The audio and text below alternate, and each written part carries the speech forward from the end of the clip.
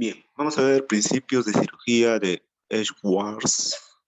Para ello tenemos en cuenta, vamos a iniciar con la parte uno de consideraciones básicas. La primera parte es principios fundamentales de la preparación para el liderazgo en cirugía. Veamos este capítulo, esta parte número uno. En este caso, bienvenido una vez más a tu audiolibro favorito. Parte uno, consideraciones básicas. Capítulo uno, principios fundamentales de la preparación para el liderazgo en cirugía. El campo de la cirugía ha evolucionado en gran medida desde sus orígenes. En la actualidad, la práctica de esta especialidad obliga al dominio de los principios y habilidades del liderazgo moderno y también a la adquisición de conocimientos médicos y de técnicas quirúrgicas. Desde el punto de vista histórico, los cirujanos asumieron la responsabilidad de la atención de sus enfermos y encauzaron todos los procedimientos del quirófano con autoridad absoluta. Y para ello utilizaron un estilo de liderazgo de control y mando. La práctica quirúrgica actual ha evolucionado desde los servicios brindados como un solo prestador a un enfoque de equipo que obliga a contar con habilidades de liderazgo por colaboración. La atención operatoria se beneficia de la colaboración de cirujanos, anestesiólogos, internistas, radiólogos, patólogos, radiooncólogos, enfermeras, farmacéuticos, trabajadoras sociales, terapeutas, personal de hospital y administradores.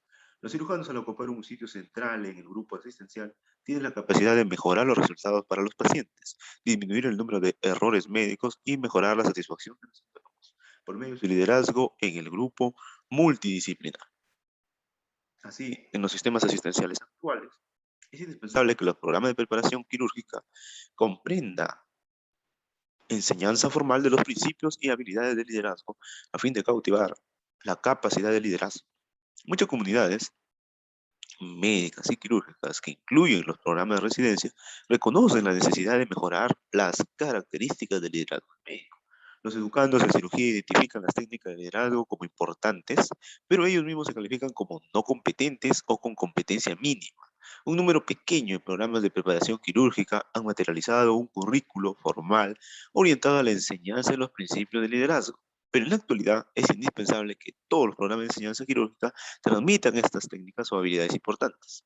En las entrevistas de los dirigentes académicos se identificaron algunos factores críticos para que el liderazgo se realizara con éxito e incluyeron dominio de la visión anticipatoria, comunicaciones, control de cambios, inteligencia emocional, integración del equipo, habilidades empresariales, dirección de personal y aspectos conceptuales de los sistemas. Estos directores indicaron que la capacidad de inteligencia emocional era un aspecto fundamental para el buen éxito y la falta de ella era la explicación de los fracasos independientemente de los conocimientos médicos. En consecuencia, es necesario incluir en los programas de enseñanza la preparación de liderazgo para capacitar a los educandos a obtener buenos resultados en la prestación asistencial actual. En Estados Unidos, el Accreditation Council for Graduate Medical Education definió 6 aspectos de competencia básica, que son la asistencia del enfermo, los conocimientos médicos, aprendizaje y mejoría, basados en la práctica, habilidades interpersonales y de comunicación, profesionalismo y práctica basada en sistemas. Y cada uno contiene principios de liderazgo. El Accreditation Council for Graduate Medical Education ha impuesto la enseñanza de estos aspectos de competencia básicos, pero no planteó una orientación formal sobre la manera de enseñar las capacidades de liderazgo descritas dentro de cada uno de los terrenos de competencia básica. Por consiguiente, en este capítulo se hace una revisión de los principios fundamentales del liderazgo y la introducción al concepto de un programa de preparación para el liderazgo de los educandos en cirugía. Definiciones de liderazgo. Se han planteado diferentes definiciones de lo que constituye el liderazgo. En Estados Unidos, Rosalynn Carter, esposa del expresidente Carter, observó alguna vez que un líder lleva a las personas a donde desean ir. Un gran líder lleva a las personas a donde no necesariamente desean ir, pero que deberían ir. El liderazgo no siempre emana de una posición de autoridad. El antiguo presidente norteamericano John Quincy Adams afirmó que si tus actos motivan a otros a soñar más, aprender más, hacer más y transformarse en algo más, eres un líder. Otra definición es que el liderazgo es el proceso de utilizar la influencia social para conseguir la participación y el apoyo de otros en una tarea común. Principios fundamentales del liderazgo. Liderazgo, sin duda alguna, es un concepto complejo. Los cirujanos deben esforzarse por incorporar a su persona características directrices con las que se podrán obtener los mejores resultados para los pacientes, con base en los principios fundamentales siguientes. Visión. El principio primero y fundamental del liderazgo es definir una visión que convenza a las personas y la materialice, y así se logre dirección y finalidad para el grupo de interés. Generar una visión constituye una declaración del futuro cercano que motive y despierte motivación. Un ejemplo clásico de la visión vigorosa que ejerció trascendencia eficaz es la declaración del presidente Kennedy en 1961, de que esta nación debe comprometerse por sí misma para alcanzar el objetivo antes de terminar este decenio. Colocar un hombre en la luna y devolverlo sano y salvo a la Tierra. Después de esta declaración de su visión, con una fecha precisa para alcanzarla, en Estados Unidos se emprendió un esfuerzo extraordinario edificado al final de ese decenio. Neil Armstrong hizo su famosa caminata y así se cumplió la visión anticipatoria. En el quehacer cotidiano, los cirujanos son impulsados por una visión poderosa, la visión de que la atención quirúrgica mejora la vida de los pacientes, y los pioneros quirúrgicos de gran talla como Hunter, Lister, Halsted, von Langenbeck, Billroth, Kocher, Carrel, Hickman, Blacklock, Wangenstein, Moore, Rooks, Hawkins, Murray, Combs, Longmire, Stars y de Pike tuvieron visiones que revolucionaron el campo de la cirugía. En el siglo XIX, Joseph Lister cambió la práctica quirúrgica con la aplicación de la teoría de los microbios de Pasteur. Consolidó una fractura compuesta de la pierna y abierta de un niño que en esa época conllevaba un índice de mortalidad de 90% y usó ácido carbólico en apósitos y una técnica quirúrgica aséptica. El niño se recuperó y Lister curó a 9 pacientes más. Su famosa publicación de uso de la técnica aséptica señaló el inicio de la época moderna de técnicas estériles. Emil Theodor Kocher fue el primero en practicar magistralmente la tiroidectomía, que en esa época constituyó una operación imposible y realizó cientos de cirugías de ese tipo con una mortalidad menor de 1%. Se le concedió en 1909 el Premio Nobel de Fisiología de la Medicina al describir la intervención fisiológica de la tiroides en el metabolismo. Michael de Breike tuvo una visión señera que fructificó en innumerables técnicas innovadoras que constituyeron hitos en el campo de la cirugía cardiovascular. Como ejemplo, anticipó la creación de una arteria artificial para operaciones de derivación arterial e inventó el injerto de Dacron, que ha sido de gran utilidad para millones de personas que padecen vasculopatías y que permitió la creación y el desarrollo de la cirugía endovascular. El doctor Frederick Banting, el médico más joven que haya recibido el Premio Nobel de Fisiología en Medicina, tuvo la perspicacia para descubrir el vínculo bioquímico entre la diabetes y la homeostasia de la glucosa, y su visión y perseverancia culminaron en la identificación de la insulina. En retrospectiva, la fuerza y nitidez de su clarividencia fueron extraordinarias y también fue muy grande su voluntad y dedicación para lograr su objetivo. Al estudiar su carrera y logros, los residentes en cirugía apreciaran la trascendencia posible de una visión perfectamente estructurada. El líder debe aprender a elaborar perspectivas y conceptos que abran senderos para su grupo. La idea puede ser directa en cuanto a brindar calidad a la asistencia o sobresaliente, como definir un nuevo campo de la cirugía. Es posible entrever situaciones futuras al concentrarse en obtener soluciones de dos preguntas sencillas. ¿Qué enfermedades necesitan ser curadas y en qué forma se les puede curar? Las respuestas representan una visión y deben registrarse someramente en un cuaderno de notas o de laboratorio o un diario. Confiar sus ideas al papel permite al estudiante de cirugía definir su visión en una forma que pueda ser compartida. Voluntad. El principio de voluntad constituye el compromiso activo del líder con su visión. El líder quirúrgico debe tener la voluntad de dirigir, comprometerse permanentemente a aprender, comunicarse con eficacia y resolver aspectos conflictivos. Veamos Dirigir. Una característica fundamental de todos los grandes líderes es su voluntad absoluta de actuar como dirigentes.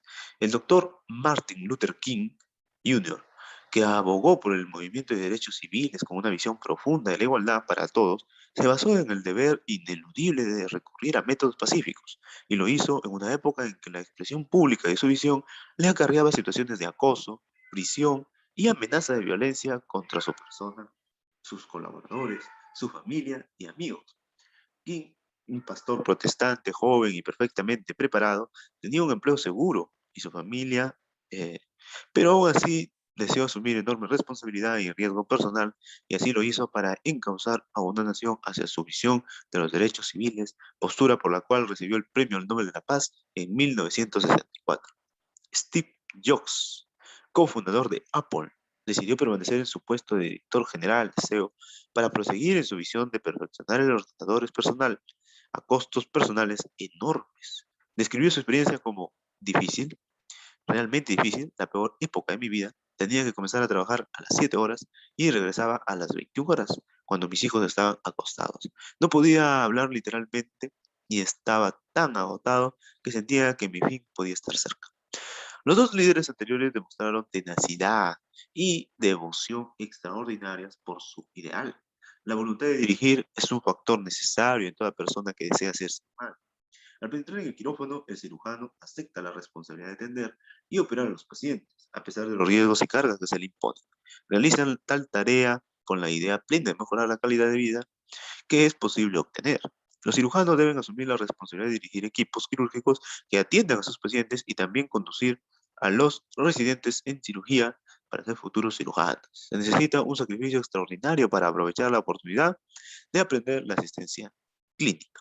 Los residentes de cirugía aceptan los rigores de la residencia con su curva de aprendizaje arduo, situaciones de angustia, largas horas de trabajo y tiempo lejos de su familia y amigos. El compromiso activo e intenso para obtener la excelencia en la atención de los pacientes refleja la voluntad natural de dirigir basada en el altruismo y un sentido de obligación hacia quienes se prestan atención.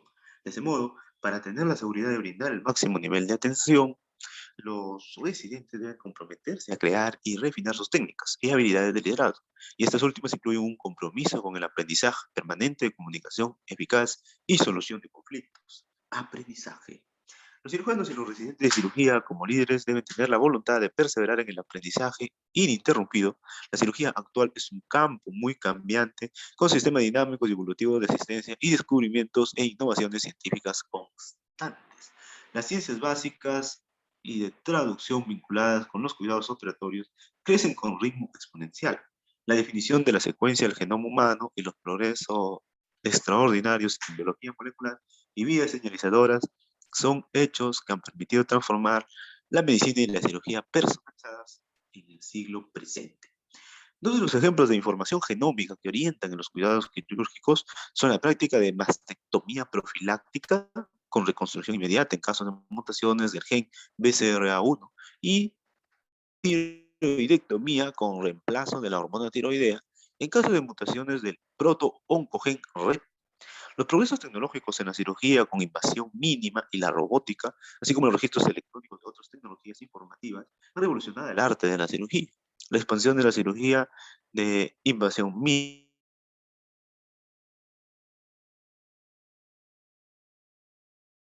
con equipos novedosos. En este laxo breve, en la actualidad, las operaciones por laparoscopía y endovasculares se aceptan como la norma asistencial de muchas enfermedades quirúrgicas que permiten la hospitalización más breve, recuperación más acelerada y una forma más amable y expedita de realizar cirugía. Como aspecto notable, en los últimos 100 años, el campo de la cirugía ha evolucionado con un ritmo exponencial y seguirá su marcha con el advenimiento de análisis genómicos para orientar la cirugía personalizada. En este siglo, transformará el campo de las intervenciones quirúrgicas.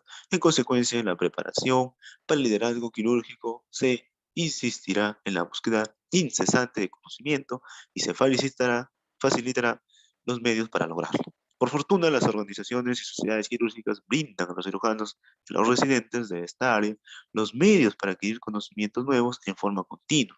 Se celebran innumerables reuniones locales, regionales, nacionales e internacionales de organizaciones quirúrgicas que aportan enseñanza médica constante y créditos necesarios para renovar todos los permisos médicos y cédulas profesionales. El American Board of Surgery exige a todos los cirujanos completar su enseñanza médica continua y significativa para continuar su certificación. Tales sociedades y organizaciones normativas permiten a los cirujanos y a los residentes de cirugía comprometerse con el aprendizaje ininterrumpido y asegurar competencia en un campo dinámico y cada vez más grande. La cirugía,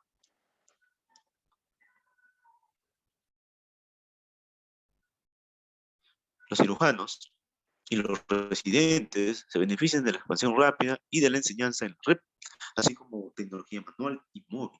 Son elementos potentes que llevan al mínimo el tiempo hospitalario improductivo y permite que sean accesibles el aprendizaje y el reforzamiento de los conocimientos médicos. Los recursos en la red permiten el acceso inmediato a un conjunto enorme de textos quirúrgicos, publicaciones y videos de la especialidad. Los cirujanos y los estudiantes de esa disciplina dedicados a la enseñanza continúan con la enseñanza continua debe conocer con todo detalle la utilización de estas tecnologías informativas para aprovechar al máximo su enseñanza. La evolución próxima de los materiales educativos quirúrgicos por electrónica posiblemente incluirán preparación por simulación semejante a los modelos de aprendizaje laparoscópico y el aparato Da Vinci. La AGCGME, al conceder importancia a las capacidades permanentes de aprendizaje y a la modernización del suministro de información y métodos de acceso, ha incluido exigencias programáticas para la acreditación de residencia. Comunicación eficaz. En comunicación eficaz, la complejidad de los sistemas actuales de prestación de asistencia médica exige un nivel más alto y un estilo de colaboración en la comunicación. La comunicación eficaz trasciende directamente en los cuidados del paciente. En el año 2000, en Estados Unidos, el Instituto de Medicina publicó un trabajo titulado ¿Es de humanos errar? Creación de un sistema de salud más seguro que despertó conciencia respecto a la magnitud de los errores médicos. El trabajo en cuestión destacó que los errores médicos ocupaban el octavo lugar como causa de muerte en Estados Unidos, equivalente a unos 100.000 fallecimientos al año. Estudios ulteriores exploraron los errores médicos y han identificado a los de comunicación como una de las causas más frecuentes de equivocaciones médicas. De hecho, la Comisión Mixta destacó a la comunicación inadecuada como la causa principal de problemas centinelas. Las equivocaciones en la transferencia de información y comunicación ocasionan retrasos en la atención clínica, pérdida del tiempo del cirujano, su personal y causan problemas graves al paciente. La comunicación eficaz entre cirujanos, enfermeras, personal auxiliar y los pacientes, además de ser un elemento crucial para mejorar los resultados para el enfermo, también es un factor que permite disminuir la frecuencia de demandas legales. Existe una enorme relación entre la comunicación y los resultados en el paciente. Establecer una atmósfera de comunicación es un factor importante, porque los errores de comunicación que culminan en percances médicos no son simplemente deficiencias en la transmisión de la información. Los errores de comunicación son mucho más complejos y comprenden diferencias jerárquicas, preocupaciones por la influencia ascendente, roles en conflicto y ambigüedad de tareas, así como fuerza y conflictos interpersonales. Los errores suelen nacer de la perfección de canales limitados de comunicación y de entornos críticos y hostiles. Para superar tales barreras, los cirujanos y los residentes de cirugía deben aprender a comunicarse en forma abierta, inteligible para todos y permanecer receptivos a dudas y preocupaciones de cualquier miembro del personal a su alrededor. Una encuesta de médicos, enfermeras y personal auxiliar identificó que la comunicación eficaz era un elemento clave para que un líder alcanzara plenamente sus metas. En el papel de líderes, los cirujanos y los residentes que facilitan un estilo de comunicación abierto, eficaz y por colaboración, disminuirán el número de errores y mejorarán la atención al paciente. Un ejemplo destacado es que la comunicación lograda en los objetivos diarios, en la asistencia clínica por parte del líder del grupo, mejora los resultados para el enfermo. En un estudio reciente, el acto modesto de afirmar en forma sencilla y estricta las metas diarias en una forma estandarizada aminoró en grado significativo la duración de la permanencia en la unidad de cuidados intensivos e incrementó la comprensión de residentes y enfermeras en cuanto a los objetivos de la atención.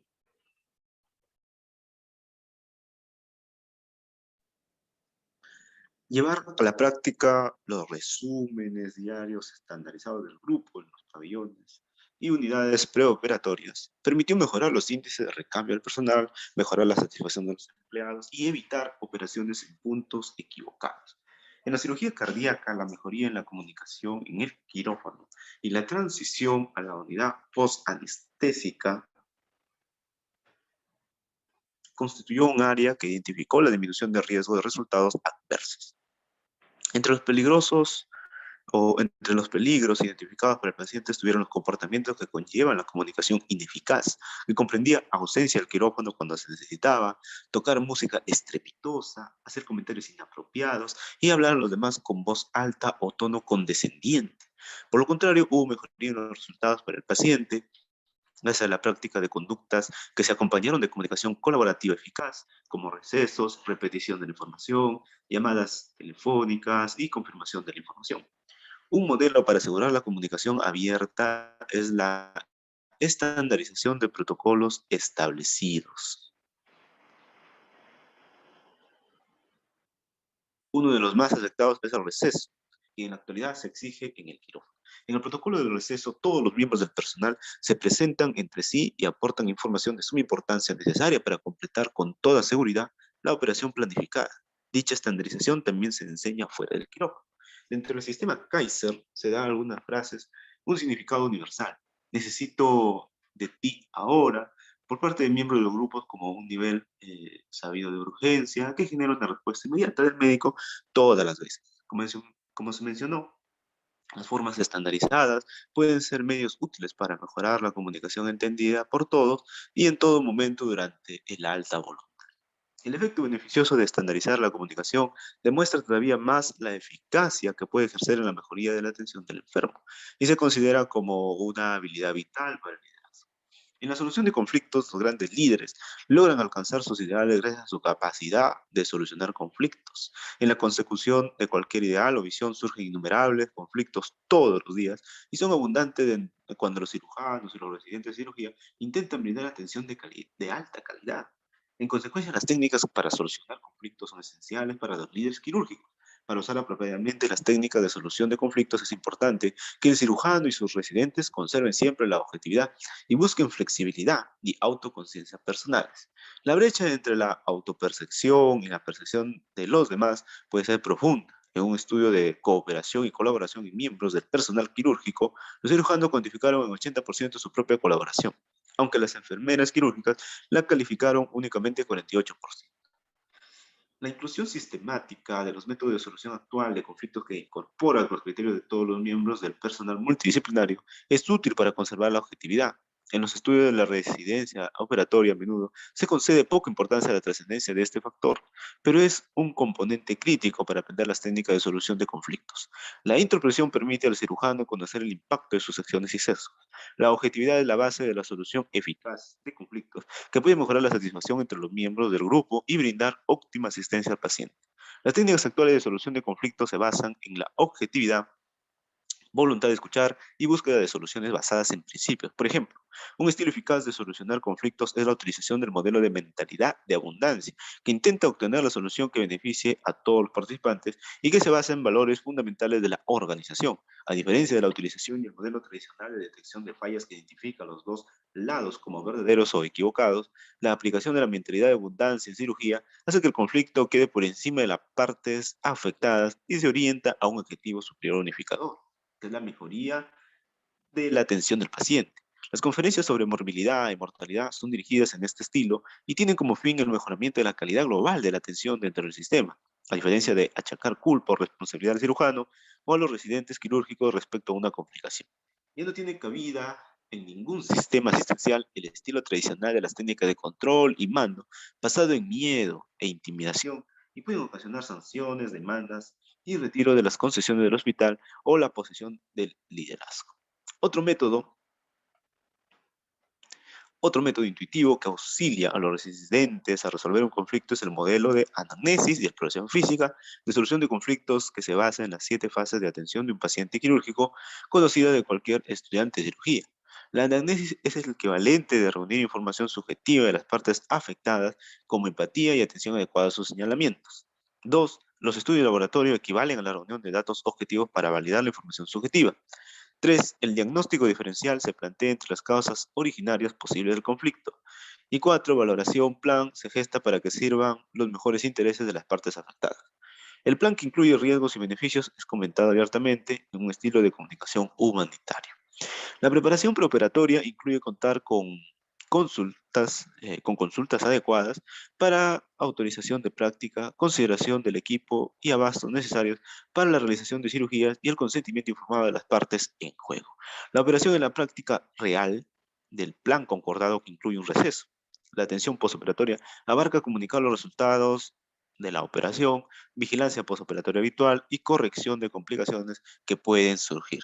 El método de 7 fases que se expone es un ejemplo del procedimiento respetuoso y objetivo de solución de conflictos. Una forma eficaz de enseñar las técnicas orientadas a esta finalidad es practicar estilo de solución de conflictos y solución eficaz delante de todo un grupo de aprendices quirúrgicos que acuden al programa de enseñanza y liderazgo.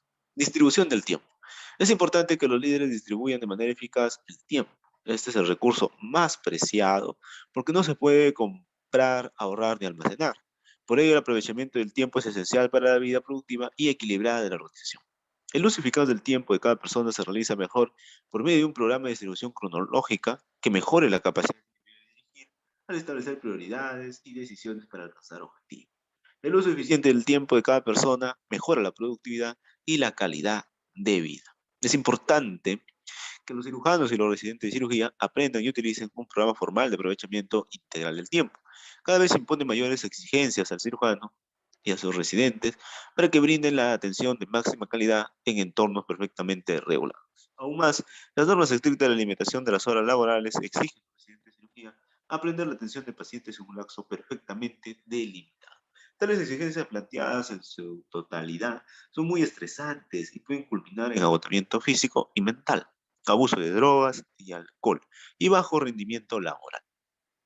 Un estudio de tiempo, movimiento de residentes de cirugía general analizó los cuadernos de trabajo de cronogramas autoseñalados para conocer el tiempo que dedicaron los residentes a actividades educativas del servicio. Como un dato sorprendente, los residentes en el último año de la especialidad dedicaron 13,5% de su tiempo a actividades de escala de utilidad en cuanto al servicio o la enseñanza. Dicho tiempo, distribuido de manera apropiada, se podría utilizar para acortar las horas laborales o mejorar la eficiencia educativa en el contexto de nuevas restricciones en las horas de trabajo. Por todo lo expuesto, es de máxima importancia utilizar en forma prudente el tiempo para alcanzar de manera eficaz las metas de cada persona. La ley de Parkinson, planteada en 1955 por el analista e historiador político inglés Northrop Parkinson, plantea que el trabajo se expande para que cubra el tiempo disponible para terminarlo, y de este modo las personas dedican la mayor parte de su tiempo a tareas insignificantes.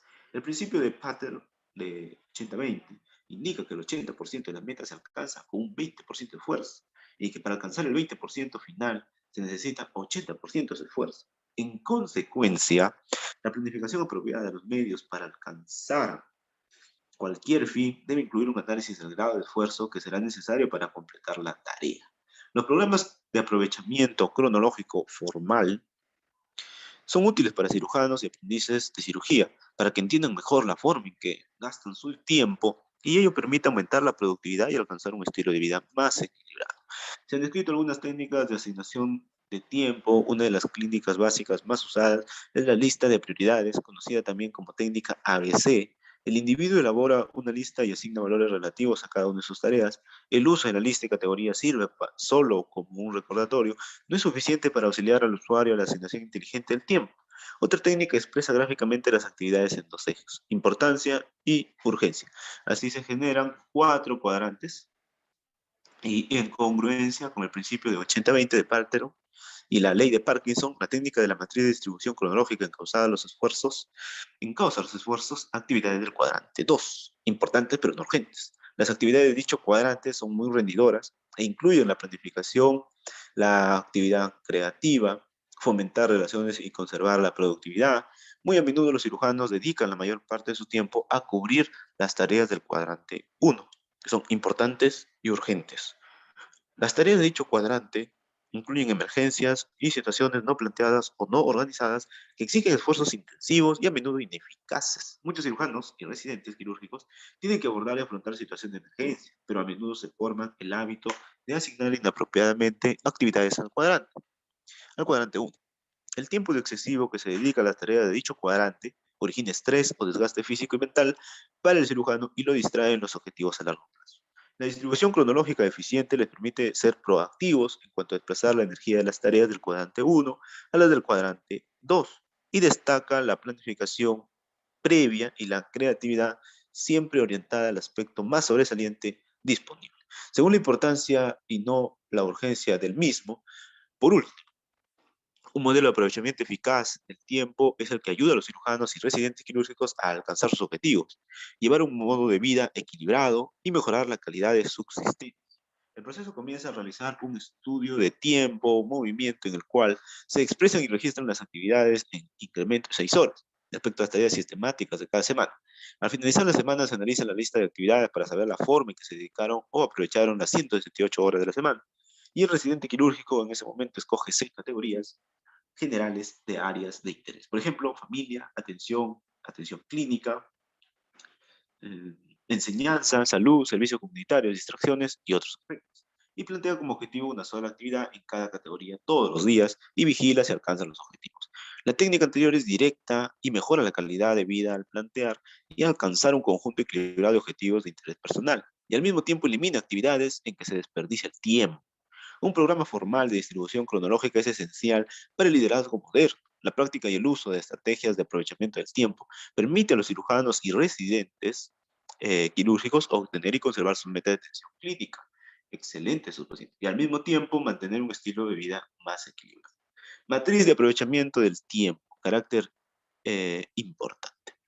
Bueno, en los estudios de liderazgo es importante, es posible practicar los principios de liderazgo siguiendo diversos estilos. De la misma forma que existen muchas definiciones de liderazgo, también las hay de estilos. En el estudio trascendente de Daniel Goleman, publicado en Harvard Business Review, se identificaron 6 estilos de liderazgo con base en los componentes diferentes de inteligencia emocional. El factor anterior es la capacidad de reconocer, comprender y controlar las emociones de otras personas y del propio individuo. Los cirujanos y los residentes quirúrgicos, al aprender estilos diferentes, podrán identificar su estilo propio de liderazgo y el efecto que tiene en la dinámica del grupo de trabajo. Además, enseña el momento en que la situación puede exigir un cambio de estilo para obtener un mejor resultado. Los 6 estilos de liderazgo identificados son coercitivo, autoritativo, afiliativo, democrático, de marcapaso y de asesoría. El líder que sigue el estilo coercitivo exige cumplimientos inmediatos. El estilo refleja la exigencia u orden y es el estilo de control que históricamente ha predominado en la cirugía. El liderazgo coercitivo excesivo erosiona el sentido de responsabilidad, la motivación, el sentido de participación, una visión conjunta y, en definitiva, el rendimiento de todos, cada uno de los miembros del trabajo. Sin embargo, es eficaz en momentos de crisis para brindar instrucciones u órdenes claras y concisas. Es importante usar con parquedad dicho estilo y su mejor empleo reside en situaciones de emergencia. El líder autoritario materializa la frase ven conmigo, que se centra en movilizar al grupo de trabajo hacia una visión grande y común. El líder de este tipo permite al personal a su cargo libertad para innovar, para experimentar y crear sus propios medios. La investigación de Goleman indica que ese estilo a menudo es el más eficaz. Los líderes que lo siguen poseen confianza en sí mismos y generan empatía y eficiencia para emprender nuevas ideas y orientar a la persona en una dirección novedosa. Se usa mejor cuando se necesita cambiar un paradigma. El líder afiliativo genera armonía y crea lazos emocionales. Para ello se necesita utilizar empatía, crear relaciones y conceder énfasis en la comunicación.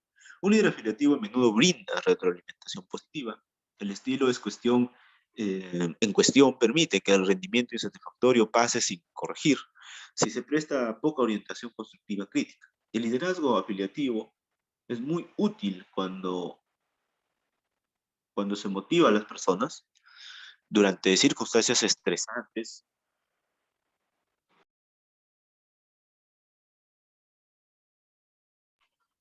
o se subsanan diferencias en el grupo de trabajo.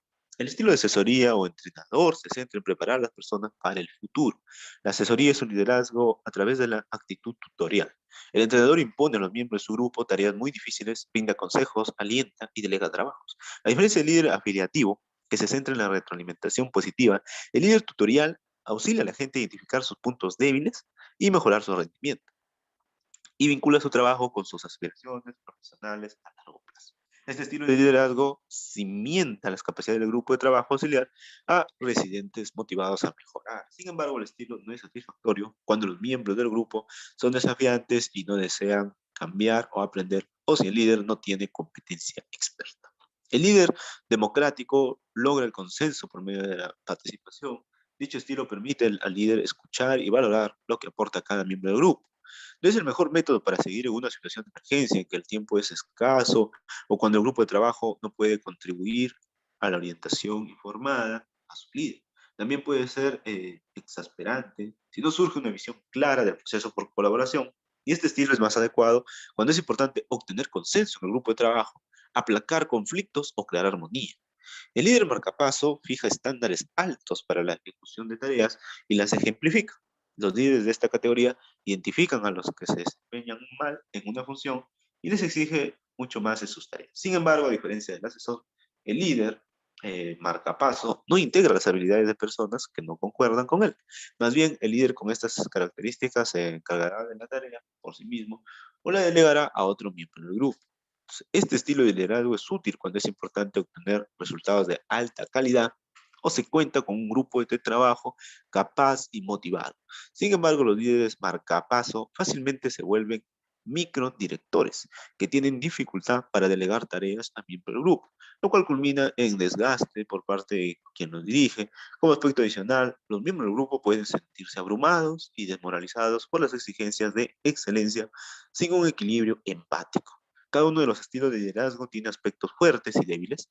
Como dato importante, los líderes que alcanzan sus metas no dependen solo de un estilo de liderazgo, sino que usan varios de ellos entremezclados uniformemente, según la situación y los miembros del grupo con que cuentan a mano.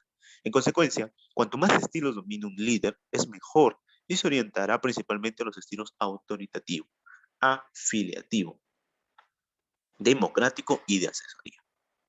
Cada estilo de liderazgo es un medio que se utilizará en definitiva para orientar a un grupo de trabajo a llevar a la práctica una visión o un objetivo. Por todo lo comentado, los programas de enseñanza y liderazgo deben insistir en el uso apropiado de todos los estilos en esta tarea y al mismo tiempo cumplir con los principios de dicha función. Programas formales de enseñanza de liderazgo en cirugía.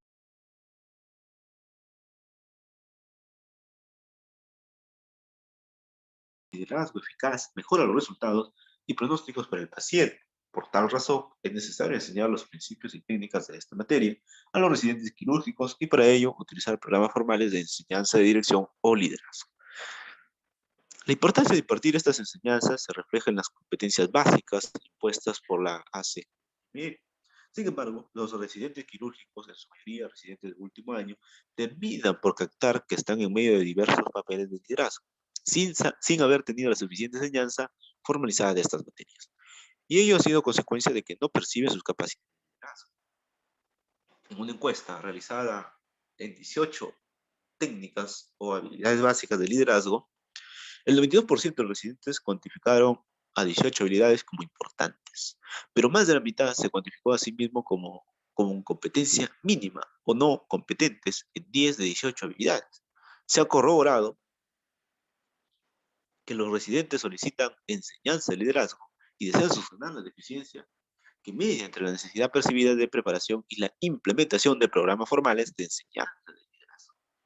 Se han creado diversos talleres de liderazgo. Los programas de liderazgo extracurriculares han sido diseñados para médicos con estudios superiores o un currículo de dirección, pero que no han sido incorporados en el programa básico de enseñanza de la residencia. Asimismo, existen muchas instituciones que han publicado experiencias con retiros o seminarios de liderazgo para residentes o médicos jóvenes. En Estados Unidos, ACGM auspicia talleres de múltiples habilidades de liderazgo para residentes de último año.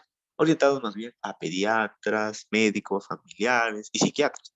En forma singular, el Colegio Norteamericano de Cirujanos auspicia cada año una conferencia de 3 días sobre liderazgo orientada a atributos para tal tarea. Creación de consensos, integración del grupo de trabajo, solución de conflictos y traducción de los principios de liderazgo a la práctica clínica. Tales programas se han recibido con agrado por los participantes y evidencia la necesidad de un programa de liderazgo formal para todos los residentes quirúrgicos. El currículo innovador de liderazgo realizado por primera vez en 1929 planteaba la necesidad de habilidades de liderazgo por colaboración en los residentes de cirugía general en una época en que predominaba el estilo de liderazgo tradicional de mando y control. Entonces, los residentes quirúrgicos participaban en módulos de 18 horas con base en los principios de liderazgo incluidos en el cuadro 1-2, ¿ya? Enseñados por ¿está? Enseñados por el profesorado quirúrgico. Varias técnicas de liderazgo que incluyeron las de aprovechamiento cronológico y aplicación de técnicas de solución de conflictos que se describen en párrafos anteriores, fueron diseñadas y realizadas como parte de estos programas de preparación de liderazgo. En términos de 6 meses de haber llevado a la práctica el compromiso total autopercibido por los residentes hacia normas máximas personales y profesionales, aumentaron y mejoraron significativamente aspectos como habilidades de comunicación, visualización de misiones claras en cuanto a atención al paciente y liderazgo de otras personas en relación con dicha visión.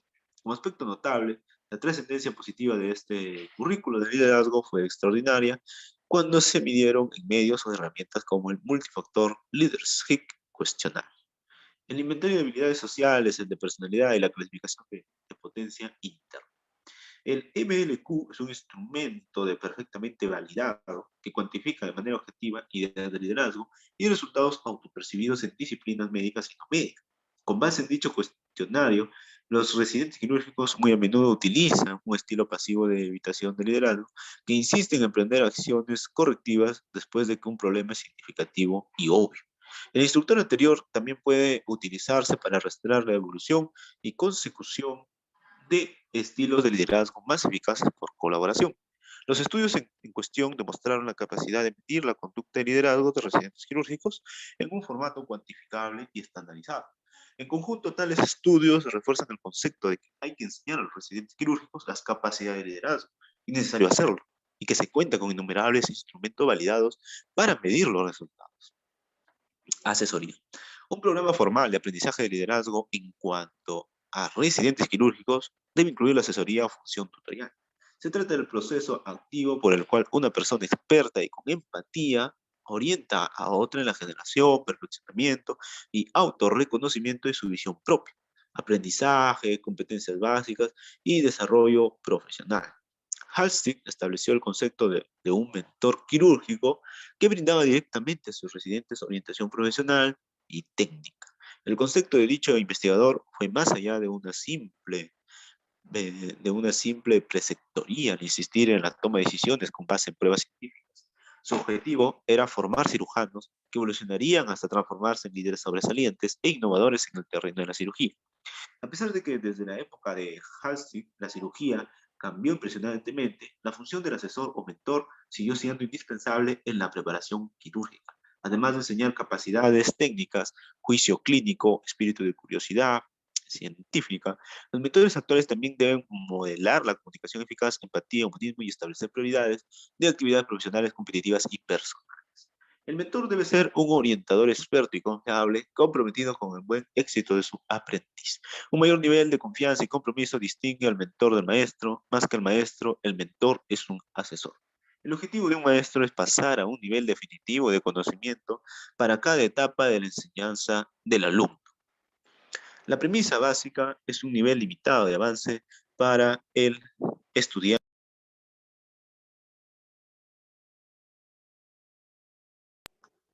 Por otra parte, el asesor o mentor tiene la única finalidad de hacer que su estudiante sea el mejor en su juego hasta un nivel sin límites de avances. La asesoría moderna denota una relación de socios entre el mentor y su educando. Los coordinadores de residencias quirúrgicas y los directores de programas deben reclutar y perfeccionar a sus asesores del profesorado para ser mentores de residentes de modo que lleven a nivel óptimo sus capacidades. El doctor Paul Ward, director emérito de la Universidad de California de Cirugía de Cabeza y Cuello en Los Ángeles, indicó que es mejor esforzarnos para preparar posgraduados de nuestro programa de residencia que se sitúen entre aquellos que cambiarán nuestra forma de pensar y practicar. El doctor Ward materializó su participación como asesor de cirujanos después de que más de 25 de sus antiguos residentes se transformaron en directores de programas académicos de cirugía de cabeza y cuello. Barondes resumió las responsabilidades de un mentor eficaz de este modo. Para ser eficaces como mentor o asesor, se necesita empatía, madurez, confianza en sí mismo, contar con recursos y voluntad por parte del mentor para dedicar tiempo y energía a otra persona. El mentor tendrá la capacidad de orientar en la vida a un nuevo profesional en evolución, estimularlo y plantearle retos, alentar su autorrealización, inducir su crecimiento y hacer más entendibles las características generales en que se sitúa el protegido. Uno de los principales objetivos de un mentor es valorar las actitudes y capacidades del aprendiz a su cargo en cuanto al carácter apropiado de su visión y su carrera quirúrgica. La selección precisa del mentor apropiado hará que el alumno reciba gran parte de la sabiduría como orientación necesaria y recursos y que amplíe su visión. Además, el mentor refinará a su máximo sus capacidades de liderazgo en programas de preparación formales. Los cirujanos que han alcanzado plenamente sus metas a menudo han tenido excelentes mentores en su terreno. Es impresionante destacar que más de la mitad de los galardones con el Premio Nobel en Estados Unidos han estado bajo la protección de estos galardonados con el mismo premio en su carrera de estudiantes, miembros postdoctorales o colaboradores junior. En la medicina académica, estudios basados en pruebas científicas han detectado beneficios a los residentes que incluyen una mayor productividad en sus investigaciones, mayor posibilidad de obtener becas de investigación y alcanzar en mayor grado metas, como serían puestos deseados en la práctica en instituciones académicas, contar con un mentor o asesor brinda beneficio a los propios asesores y que incluye refinar sus propias capacidades de liderazgo y un fuerte sentido de satisfacción y logro. La asesoría o función de mentor es esencial para el desarrollo satisfactorio de los residentes quirúrgicos y para conservar su visión. En consecuencia, es necesario que los programas formales de enseñanza y liderazgo que se orientan a la preparación de líderes futuros en cirugía incluyan la asesoría de un mentor. Como conclusión, existen varias definiciones de liderazgo y de estilos que lo caracterizan, pero todas culminan en el objetivo común de mejorar la atención del enfermo en la época actual. Todas las formas de liderazgo exigen contar con una visión y voluntad. Es decir, el deseo imperioso de asumir la responsabilidad de dirigir el aprendizaje continuo, contar con estilos eficaces de comunicación en la práctica y solución de conflictos. El liderazgo eficaz puede cambiar departamentos quirúrgicos al mejorar la atención del enfermo por medio de las innovaciones. Un cúmulo cada vez mayor de pruebas sugiere que el dominio de las actitudes del líder exige la práctica a través de un currículum intencional y el refuerzo por medio de la intervención del mentor o asesor. El liderazgo quirúrgico se nutre de sus programas de enseñanza, es decir, se necesita innovar los programas de preparación quirúrgica para mejorar la creación de actitudes y técnicas de liderazgo de los residentes quirúrgicos, prepararlos para la práctica de sistemas modernos de atención clínica y optimizar la asistencia del paciente, así como cumplir las exigencias planteadas por las instituciones normativas que rigen la cirugía y su enseñanza. Un cúmulo cada vez mayor de publicaciones refuerza la utilidad del liderazgo eficaz para mejorar la atención del paciente, la productividad y el entorno laboral, y al mismo tiempo valida la capacidad de medir el impacto en la preparación de líderes. En consecuencia, es de máxima importancia enseñar los principios modernos del liderazgo y sus habilidades a los residentes quirúrgicos, y así crear una nueva generación de líderes en este campo que modelarán la época de la cirugía actual en el contexto de la tecnología científica que evoluciona aceleradamente y los sistemas de prestación de servicios de salud.